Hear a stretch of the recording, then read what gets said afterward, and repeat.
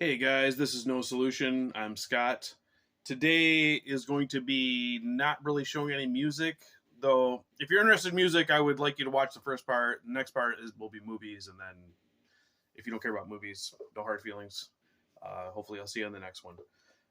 So I jokingly titled my last video "Trolling the Kiss Army," and it was kind of a weird troll because my troll was that I really like a song that I feel like Kiss fans don't really care about that much.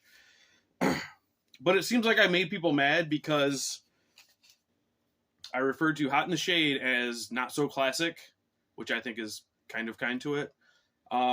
So I guess I just wanted to clarify the things I say on the channel.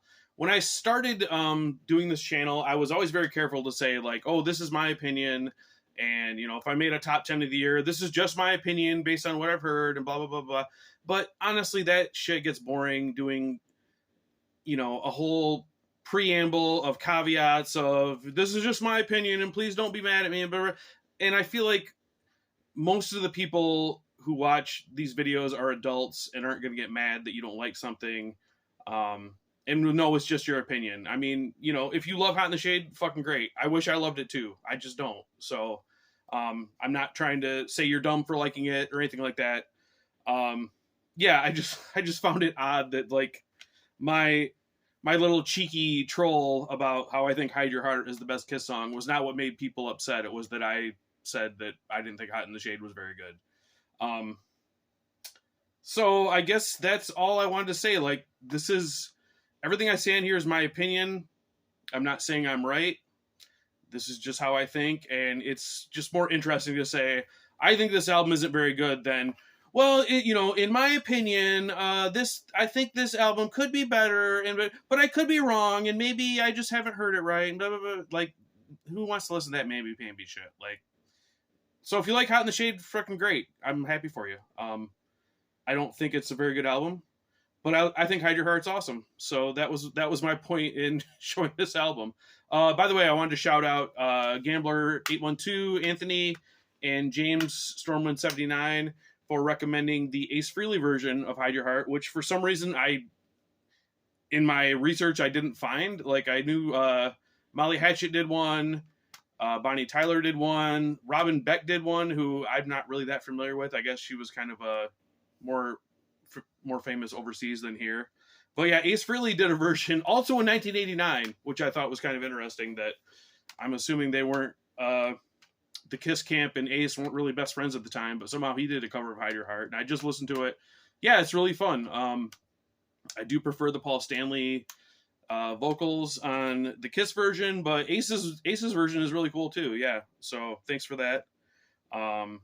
So yeah, I guess in summary, this channel is all my opinion, and please don't get mad about it. If you disagree, that's fine. We can disagree. Reasonable minds can disagree.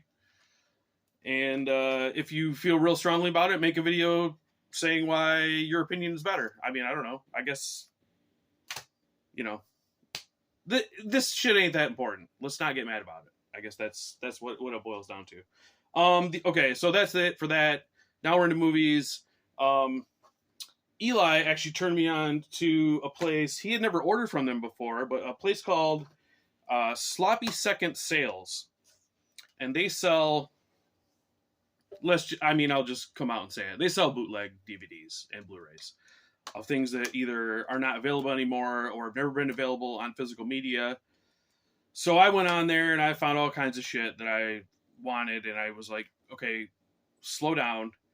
Maybe order one or two things and make sure it's not complete garbage, and then maybe go crazy after that. So I ordered a couple things.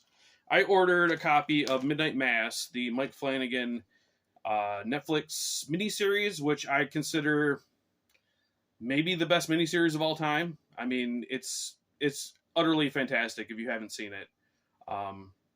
Great horror, great emotional content, great characters. Excellent acting, directing, writing. I can't recommend it highly enough if you haven't seen it. And this is probably one of those cases where I'm recommending something that fucking everybody saw 4 years ago. But if you, for some reason, haven't seen it, Midnight Mass is amazing. If you have Netflix, check it out. But Netflix has been reluctant recently to release their stuff on physical media. And Mike Flanagan, the director, who I'm a big fan of, I saw an interview with him where he was basically saying, like, well, if they won't release it, I'm not really against other parties putting out their own version. And he kind of intimated that he'd actually bought versions from bootleggers just so he could have a physical copy. So I ordered this, and I've not watched the whole thing through. I just rewatched the series, so I'm not really ready to rewatch it again, but I kind of skimmed through it. And it looks great. I mean, it's Blu-ray quality, just as it would be if you're streaming it on Netflix. So I would definitely recommend that. And I also bought this, because this really piqued my interest. They claim to have Kill Bill, The Whole Bloody Affair. So this is the cut of Kill Bill, which is both movies together as Tarantino originally intended before he was told he had to split them into two because it was too long. Because this runs about 4 hours. Now I know this cut exists because he's shown it in his own theater at least once or twice, and I think they showed it at Cannes once. But I was wondering, like, how did this cut get out? Like, as far as I know, it's never been available on a streaming or physical media or anything. So I got this. This was only $10. I figured it was worth a shot, and it's on Blu-ray. So this is what I had before. My previous copy of this movie was on DVD, just like the standalone DVDs that were released. And I bought it at Best Buy, and I think when you bought, I don't remember now, it was either part 1 or part 2, they gave you like a slipcase to put them both in, which is kind of neat. So anyway, I figured, well, no matter what it is, if it's Blu-ray quality, it's kind of an upgrade to what I have, so that's fine. So I just watched all 4 hours. There are a couple tells in this from everyone who has seen the Whole Bloody Affair cut. The Klingon proverb at the beginning of part 1 is not supposed to be in this. And I guess spoilers for Kill Bill if you haven't seen it in the last 20 years and are interested. So I guess get out if you don't want spoilers. At the end of Kill Bill 1, when Bill mentions that the bride's daughter is still alive, that is not in the Whole Bloody Affair cut, and it is in this. So this is not the Whole Bloody Affair cut. This is a fan edit. But it does have things I've never seen, so I'm not sure where they got those from, if like maybe overseas DVDs had different material. I'm pretty sure the Japanese DVD had the House of Blue Leaves fight, like the fight of Uma Thurman versus the Crazy 88 in full color, whereas in the American version it goes to black and white. So I think that's where they got that. But there are other things in there too, like the anime sequence has a little bit extra gore. When she's interrogating Sophie in the trunk of the car, it cuts away in the theatrical version. In this, you see she cuts off her other arm. So there are extra things in this, and it is really good quality. There's one glitch pretty early on, and it's for like half a second, just like part of the screen kind of pixelates and then goes back to normal. So overall, for $10, I'm fucking stoked to have this.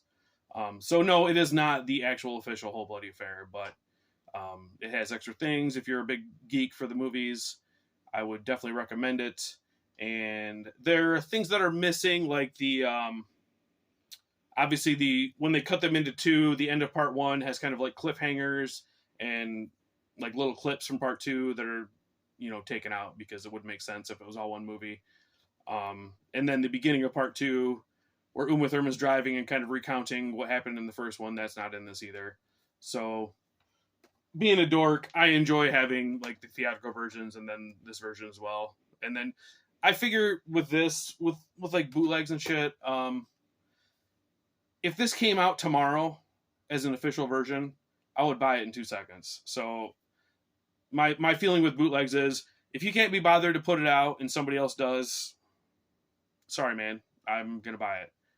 And if the official version comes out, I'll buy that too. But in the meantime, so yeah, I'll leave a link to Sloppy Second sales. I'm very happy with the 2 things I got, and I'm definitely going back and getting more. So if you're a movie nerd and we're looking for some kind of weird like anime that's not in print anymore, or horror movies or strange foreign movies or TV series that don't have physical releases available, I would definitely recommend checking them out. So that's that. I guess that's all for this one, guys. So as always, thanks for watching, and CM Punk is a piss baby. Later.